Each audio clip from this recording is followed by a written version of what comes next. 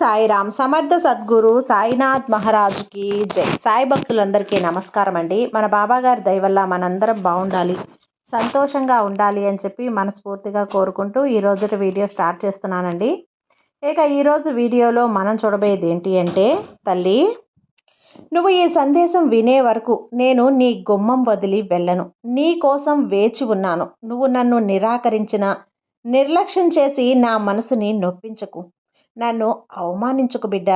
నీకు ఏమాత్రం ఈ సాయి మీద నమ్మకం ఉన్నా, ఈ సాయి మీద భక్తి ఉన్నా, ఈరోజు నా మనసు బాధ పెట్టకు, నా మనసును గాయపరచకు. ఎందుకంటే ఇది నీ కోసం మాత్రమే నేను ఈరోజు తీసుకొచ్చిన సందేశం. నువ్వు నా సందేశం చూసే వరకు నేను నీ ద్వారం దగ్గర నుంచి వెనక్కి తిరగను. ఈరోజు నాకు అవమానం జరగకుండా నువ్వే చూడు. ఎందుకంటే నువ్వు నా అంశవి, నా హృదయానికి దగ్గరగా ఉండే నా బిడ్డవి. కానీ నువ్వు ఆ విషయం గుర్తించలేకపోతున్నావు, గమనించలేకపోతున్నావు, ఈ సాయిని అర్థం చేసుకోలేకపోతున్నావు. నన్నే నిందిస్తూ ఉన్నావు, దూషిస్తూ ఉన్నావు, కోపం వచ్చినప్పుడు మాటలతో నన్ను బాధ పెడుతూ ఉన్నావు.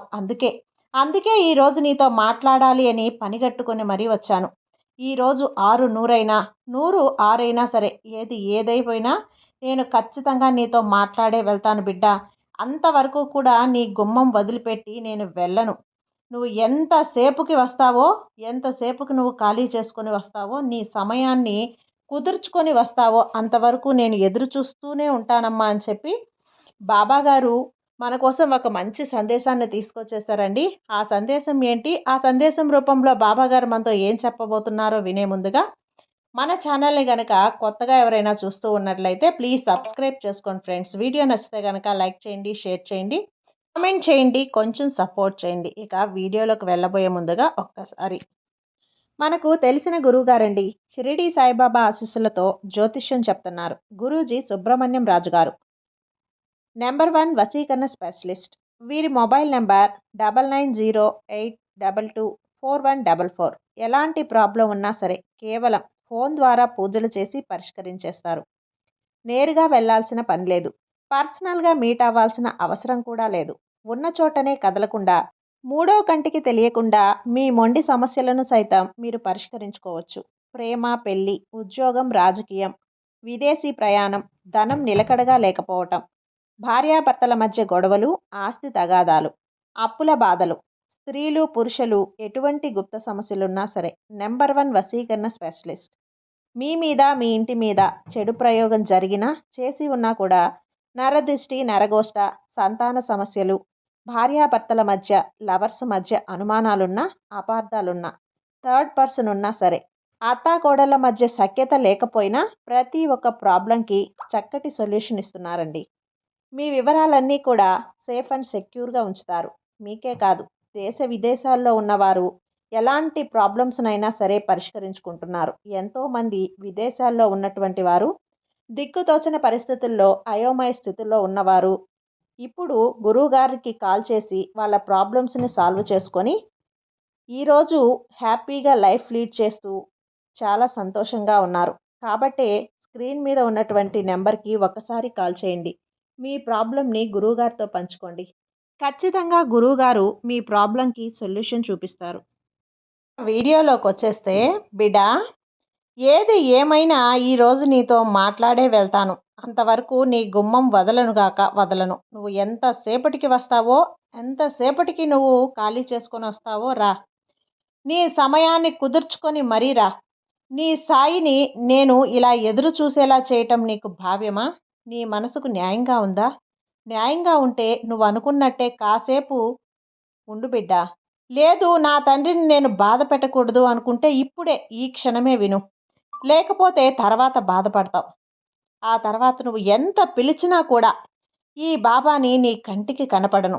జాగ్రత్త. ఏదైనా సరే ఈ రోజు వరకు ఈ సందేశం నువ్వు చూసేంత వరకు, వినేంత వరకు నేను నీ ద్వారం దగ్గర నుంచి వెనక్కి తిరగను. ఈరోజు నాకు అవమానం జరగకుండా నువ్వే చూడు.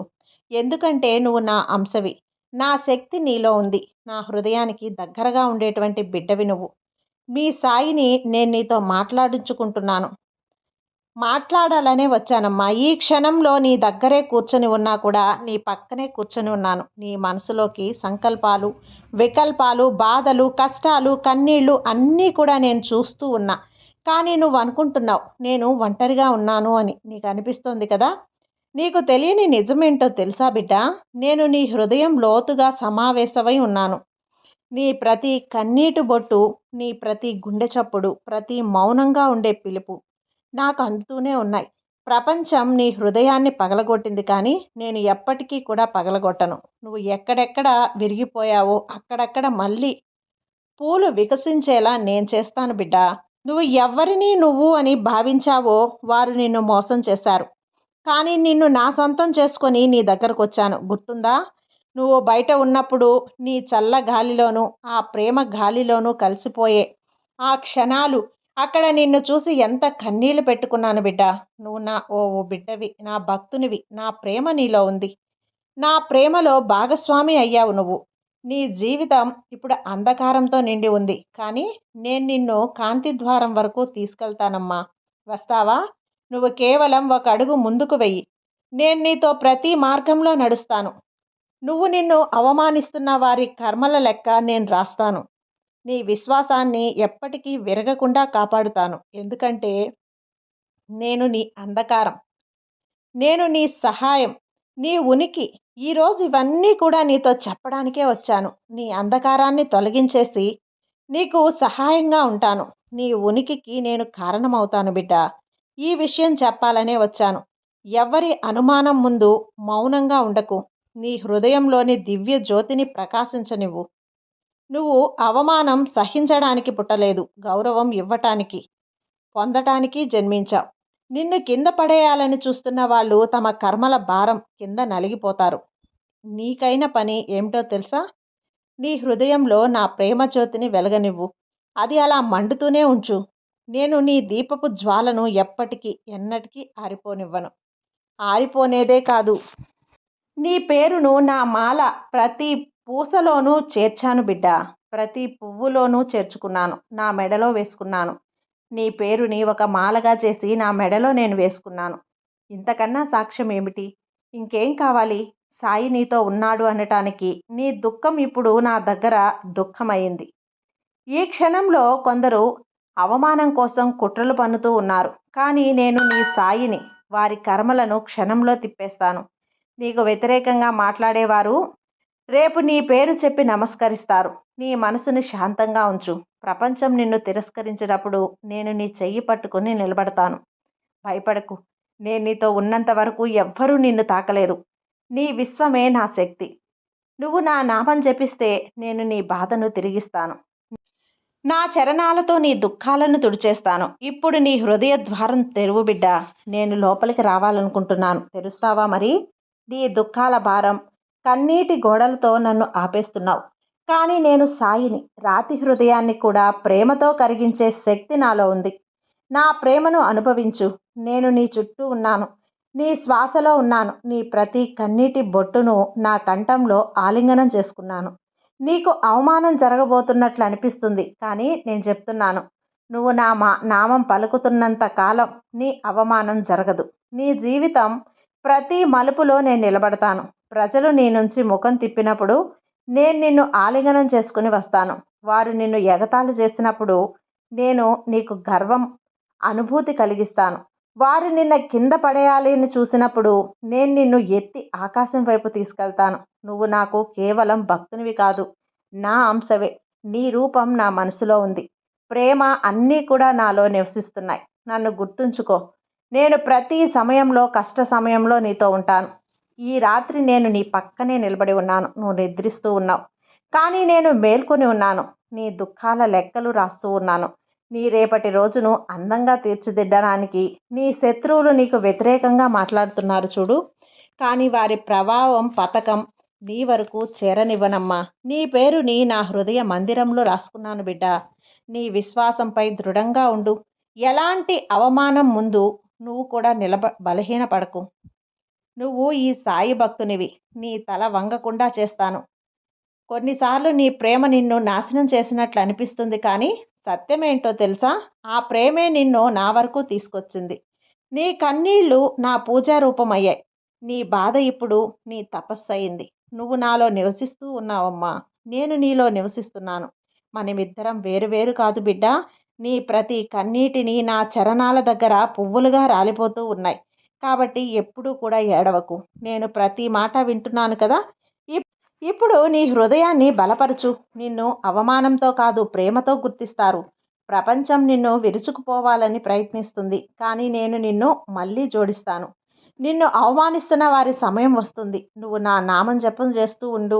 నీకంతా సంభాళిస్తాను. నీ బాధ నా తపస్సు, నా ప్రేమతో నీ భవిష్యత్తును రాస్తున్నాను. నేను నీ సాయిని. నీకు ఆశీర్వాదం ఇస్తున్నాను. వారు నిన్ను కింద పడేసిన చోట నీ రూపం మెరుస్తుంది తల్లి. వారు నిన్ను అవమానించే చోట నీ పేరు గర్వంగా పలకబడుతుంది. నువ్వు నా ప్రేమ ప్రతీకవి. నేను నీ రక్షక కవచం. నన్ను గుర్తుంచుకో. నువ్వు నా నామం పలికినప్పుడల్లా నేను నీ దగ్గరకొస్తాను. నీ అవమానం నాకు అవమానం. దాన్ని జరగనివ్వనమ్మా. నా బిడ్డ ఈ రాత్రి సాధారణం కాదు. ఆకాశంలోని నక్షత్రాలు నీ భాగ్య పుటాలపై కొత్తగా అని రాస్తున్నాను.